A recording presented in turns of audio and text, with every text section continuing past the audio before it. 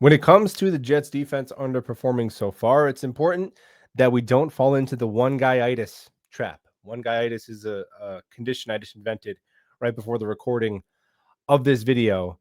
And look, this is a response to a comment that says people had too high expectations of the defense.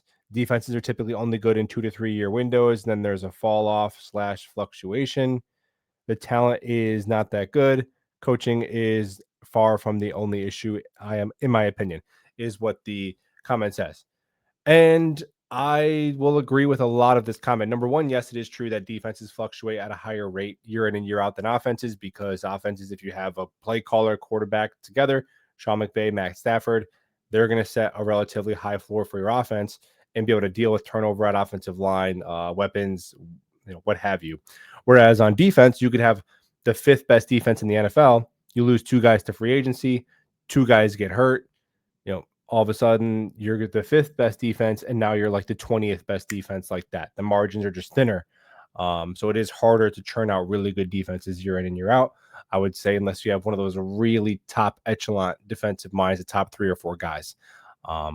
Brian Flores, whatever, McDonald, I think Minters, and I think even Robert Saleh, to be true, just as a defensive coordinator, might be in that category as well. So that's true.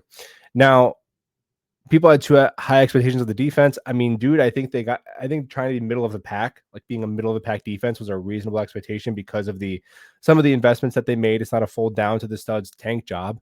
I think I did the math on one of my live streams. It's like $80 million a year that the back seven of the defense is making. So no, they shouldn't be bottom 3 to 5 in defensive EPA and DVOA. So hopefully with a bigger sample size, they'll be closer to the middle of the pack. And I do think that their coaching defensively has definitely not put them in an advantageous spot. I don't think you need advanced analytics or all 22 to notice that. But I will say this about Steve Wilks. You don't want to get one-guy-itis. I had a bad case of one-guy-itis once with Zach Wilson. I was like, dude, just get this bum off the team and we'll be fine. My gosh. And then we trade for a Hall of Famer and we somehow got worse. So although he wasn't good, clearly there were much more problems than him. And you don't want to fall into the same trap with Steve Wilks, because I'm just going to be honest, man, looking at this defense, especially the defense that is going to be rolled out there against the Miami Dolphins, dude, there are just flat out talent deficiencies, like massive talent deficiencies. Okay, look at the defensive line. First of all, the defensive interior is very good. I think that is one part where the talent is really, really solid. And you have Quinnen, who's dominant. You got a nice mix of run defenders of Phillips and Briggs, and you got Leonard Taylor, who can give you a little bit of juice as a situational pass rusher. But at edge, no Jermaine, you got McDonald, who still has not shown to multiple coaching staffs now that he's a player who you can play 60+% of the time because of his run game deficiencies. So that means even more reserves have to play. So you got Michael Clemens, Braden McGregor, and Tyler Barron are going to play a lot on Monday night. And those guys, they're bluntly not NFL players. Now, maybe Tyler Barron can become one. I'm sure they didn't want to have to play him as much as him and Malagoa as much as they're going to have to on Monday night as 5th-round rookies. I'm not trying to shred, all these players, but at some point, if people are saying it's not the coaching, it's not the players, we're 0-3. No, people don't expect us to win more than 5 games, but everyone's amazing. I don't know. We gotta pick some battles here, man. What is it? And I think on defense, man. So those are 3 edge players. It's a premium position who are not NFL players, bluntly. Like Tyler Barron and wouldn't have made the team if he didn't get a draft pick free roster spot. Braden McGregor, they had him inactive when their edge room was healthy. Michael Clemens, we don't need to rehash that anymore. Like, it is what it is. Then you look at linebacker. All right, you got Sherwood, who is good. He's not great. He's solid, right? You're hoping he could play a little better. Quincy's out. So now you have Malagoa starting, who's not an NFL player. He can become one. Maybe he can become one. But again, him and Tyler Barron, if it was up to their own merits, they probably would not be on an NFL roster if they were on like a good defense and just had to make it straight up. You're not a draft pick. It's just a blind. Are you one of the best defenders on a good defense? They would not be in the NFL. They'd probably be on a practice squad or like a healthy scratch, right? So that's already 4 guys who are probably not NFL players who are going to be playing meaningful snaps for you. One of them starting. This guy from the Patriots practice squad, is he now like linebacker 3 because you lost McCrary Ball as well? So he's also a sub package guy who's going to be out there 18% of the snaps. He's not an NFL player. Michael Carter right now, it's very unfortunate. It's not anyone's fault. It's not it's not Moogie's fault for keeping him because his money was guaranteed. It's not Joe Douglas's fault for paying him because he earned it. It's not Michael Carter's fault because he just got hurt.